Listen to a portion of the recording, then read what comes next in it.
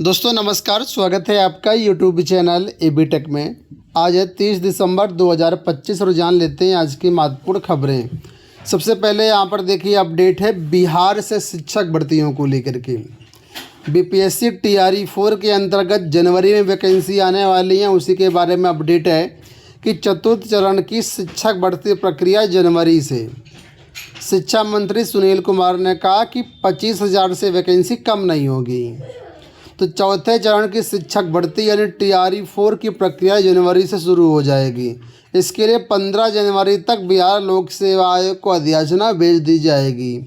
शिक्षा मंत्री सुनील कुमार ने कहा कि रिक्त पदों का आरक्षण के हिसाब से रोस्टर क्लियरेंस कराया जा रहा है। टीआरई 4 में 25,000 से कम रिक्ति नहीं होगी। शिक्षा मंत्री ने बताया कि टीआरई 4 के तहत विद्यालय अध्यापकों की नियुक्ति के लिए 31 जिलों से रिक्ति मिल चुकी है। शिक्षक भर्ती के अलावा हाई स्कूलों में 5500 पुस्तकालय अध्यक्ष की नियुक्ति संभावित है। इसकी रिक्ति भेजने से पहले संबंधित विषय की एसटीटी ली जाएगी। विशेष विद्यालय अध्यापक के 7,279 पदों पर नियुक्ति के लिए रिक्ति भेजी जा चुकी है। उन्होंने कहा कि आगामी सत्र से शिक्षा का अधिकार कानून को सख्ती से लागू कराया जाएगा। बच्चों की डुप्लीकेसी रोकने के लिए प्राइवेट स्कूलों के बच्चों को भी आधार सीडिंग कराई जाएगी। आरटीई कानून का पालन नहीं करने वाले स्कूल प्रबंधन पर कार्रवाई होगी। इसके तहत निजी स्कूलों को 25% कमज़ोर और गरीब वर्ग के बच्चों का नामांकन लेना है। तो कुल मिलाकर के आपके काम की अपडेट यही है कि यहाँ पर जो है जनवरी में 15 जनवरी तक अधिसूचना लोक सेवा आयोग को मिल जाएगी। उसके बाद आपको शिक्षक भर्ती का चौथा विज्ञापन देखने को मिलेगा। ठीक है, तो बिहार में एक बार फिर से भर्तियां आने वाली हैं और आप सभी लोग इसके लिए तैयार रहिए। अदर स्टेट के भी छात्र आवेदन कर सकते हैं, लेकिन बस सीटें पहले की अपेक्षा कम कर दी गई क्योंकि बिहार में रिजर्वेशन की सीटें बढ़ा दी गई हैं। तो आप सीटें मिलेंगी अदर स्टेट को, जनरल में आप लोग जाएंगे लेकिन थोड़ा सा सीटें कम रहेंगी बस।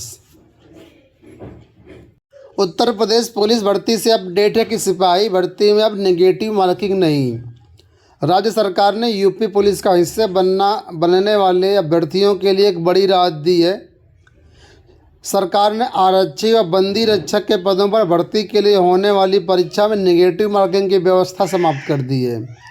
मुख्यमंत्री योगी आदित्यनाथ ने सोमवार को कैबिनेट बाई सर्कुलेशन इस प्रस्ताव को मंजूरी दी।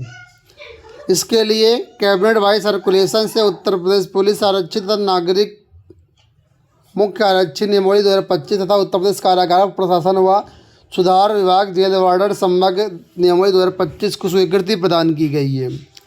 तो कुल मिलाकर के राहत आपके लिए ये है भाई कि यहाँ पर अब नेगेटिव मार्किंग नहीं होगी। अभी तक यहाँ पर नेगेटिव मार्किंग रहती थी परीक्षा में, अब नेगेटिव मार्किंग की व्यवस्था को ख़त्म कर दिया गया है, जो कि बहुत सारे छात्रों के लिए अच्छा रहेगा। यहाँ देखिए अपडेट है कि प्रतियोगी परीक्षा में राज्य की एडेड बोर्ड में वित्तहीन कॉलेज पसंद है।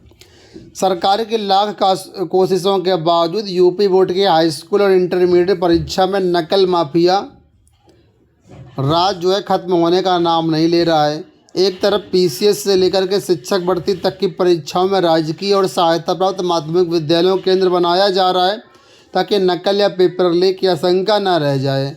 इसके लिए बाकायदा उत्तर प्रदेश सार्वजनिक परीक्षा नियमावली को लागू करते हुए 1 करोड़ रुपए जुर्माने का प्रावधान किया गया है और आजीवन कारावास का प्रावधान किया गया है। वहीं दूसरी तरफ 10वीं और 12वीं की जो बोर्ड परीक्षाएं होती, इसमें इस अधिनियम का कोई पालन नहीं हो रहा है। आज भी वित्तहीन स्कूलों को मतलब सेंटर बनाया गया है और शासन की पसंद ही वित्तहीन स्कूल हैं। अब आप लोग जानते हैं क्यों वित्तहीन स्कूल बनाए जाते हैं सेंटर, ठीक बताने की ज़रूरत नहीं है। 2025-26 के जो आंकड़े हैं उसमें भी आप देखेंगे तो बहुत सारे विद्यालय ऐसे हैं जो वित्तहीन विद्यालयों को सेंटर बनाया गया है। मैं आपको डाटा दिखाता हूँ। यहाँ पर पूरे उत्तर प्रदेश में 910 मात्र राजकीय विद्यालय हैं, 3484 एडेड विद्यालय हैं और 3000 से ज़्यादा जो है आपके सेंटर्स जो हैं प्राइवेट हैं। यहाँ नीचे दिया गया देखिए कि करीब 3,984 विभिन्न स्कूल शामिल हैं। यहाँ देखिए अपडेट है कि नई नियमावली के तहत विकल्प नहीं चुना तो पेंशन होगी शून्य। PFRDA ने एक और बड़ा बदलाव किया। इसके तहत अगर कोई UPS में शामिल कर्मचारी पेंशन नियमावली 2021 के तहत विकल्प का चयन नहीं करता है तो पेंशन से हाथ धो बैठेगा। अब तक इस तरह कोई विकल्प नहीं था, लेकिन अब इसे अधिसूचित कर दिया गया है। PFRDA ने 23 दिसंबर को जारी अधिसूचना में कहा, अगर किसी सरकारी कर्मचारी की नौकरी 15 साल से कम है और उसने पेंशन नियमावली 2021 के तहत विकल्प का चयन नहीं किया तो सेवा काल के दौरान उसकी मौत या पूर्ण विकलांग होने की स्थिति में पेंशन शून्य मानी जाएगी। हालांकि उसके व्यक्तिगत कार्पस का सारा पैसा उसके परिवार को मिल जाएगा। अगर उसकी नौकरी 15 साल से 20 वर्ष के बीच में तो भी ये पूर्ण शर्त लागू होगी। तो आप लोग जानते हैं कि UPS सरकार ने लागू कर दी है एक ऑप्शन के तौर पर।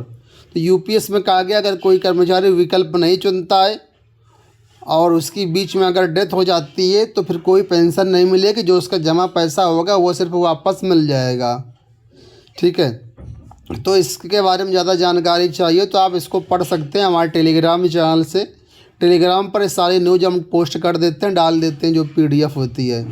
तो आप लोग टेलीग्राम से जुड़ जाइए और जो है चेक कर लीजिए। यहाँ देखिए अपडेट है कि लेखपाल भर्ती विज्ञापन पर श्वेत पत्र की मांग। लेखपाल भर्ती परीक्षा 2025 के विज्ञापन को लेकर एक बार फिर विवाद गहरा हो गया है।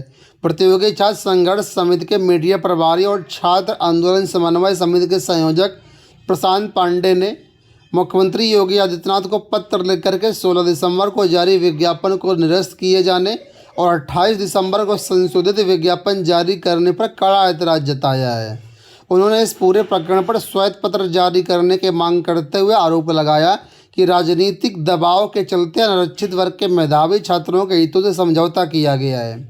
प्रशांत पांडे के अनुसार उत्तर प्रदेश अधीनस्थ सेवा चयन आयोग ने 16 दिसंबर को विज्ञापन जारी कर लेखपाल के लिए 4,165 पद घोषित किए थे, लेकिन कुछ ही दिनों के बाद 28 दिसंबर को नया विज्ञापन जारी करके जनरल के पदों की संख्या 3,205 कर दी गई है।